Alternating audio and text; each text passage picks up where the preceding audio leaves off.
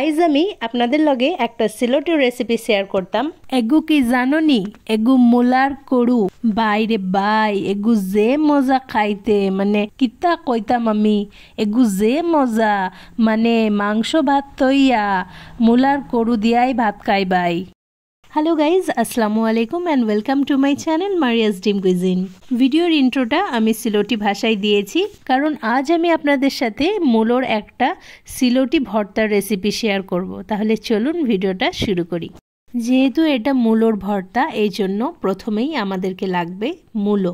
এই জন্য এখানে আমি 4টে ফ্রেশ দেখে মূলো নিয়েছি। মূলোগুলোকে খুব হালকা করে পিল অফ করে নেওয়া হয়েছে। এবার এই মূলোগুলোকে গ্রেটারের সাহায্যে গ্রেট করে নিতে হবে।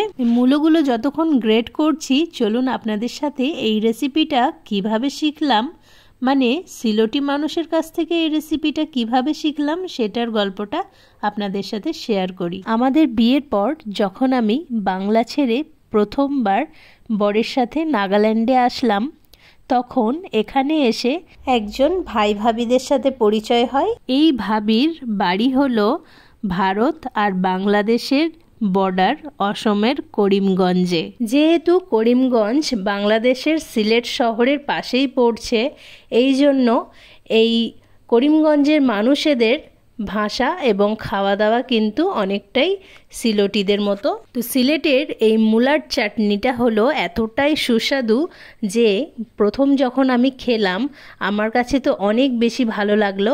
তাই আমি ভাবলাম যে এই রেসিপিটা কেননা আপনাদের সকলের সাথেও শেয়ার করা যাক। তো এই যে দেখুন, সব মূলোগুলোকে কিন্তু এইভাবে ফাইনলি গ্রেট করে নেওয়া হয়েছে। এই ভর্তার জন্য মাছ লাগবে, এই জন্য 2টো রুই মাছ নিয়ে আমি লবণ হলুদ মেখে খুব ভালো করে ভেজে নিচ্ছি। তো এই যে দেখুন, মাছগুলোকে এইভাবে কড়া করে ভেজে আমি একটা প্লেটে তুলে নেব। তো এই যে দেখুন, মাছগুলোকে আমি একটা প্লেটে তুলে নিয়েছি।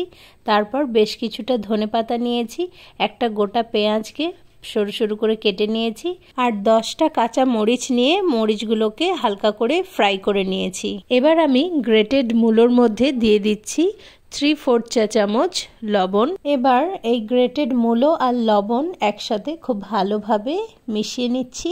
এমনভাবে চটকাতে হবে যেন মূলো থেকে জল বের হয়ে আসে। তো বাকি সব মূলোগুলো থেকেও খুব ভালো করে এইভাবে চিপে চিপে জলগুলো বের করে দেওয়া হচ্ছে।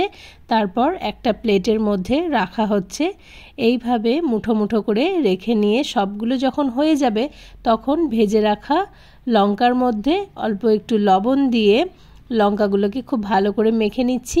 সেই সাথে পেঁয়াজ আর ধনেপাতাগুলোও খুব ভালো করে মেখে নিচ্ছি। এবার মূলো আর মাছ এগুলোকেও কিন্তু ভালো করে মেখে নিতে হবে। মাছের কাঁটাগুলো দেখে দেখে ফেলে দিয়ে হাত দিয়ে খুব ভালো করে মেখে নিতে হবে। আপনি যত বেশি ভালো করে মাখবেন তত বেশি টেস্টি হবে এই ভর্তা, চাটনি অথবা করু। সো মূলার ভর্তা একেবারে রেডি টু সার্ভ। সবসময় তো আর মাছ মাংস রান্না খেতে ভালো লাগে না, তো যখন ভালো লাগবে না তখন এইভাবে একবার মূলো দিয়ে মাছের ভর্তা বানিয়ে খেয়ে দেখবেন, অবশ্যই খুব ভালো লাগবে। Thanks for watching.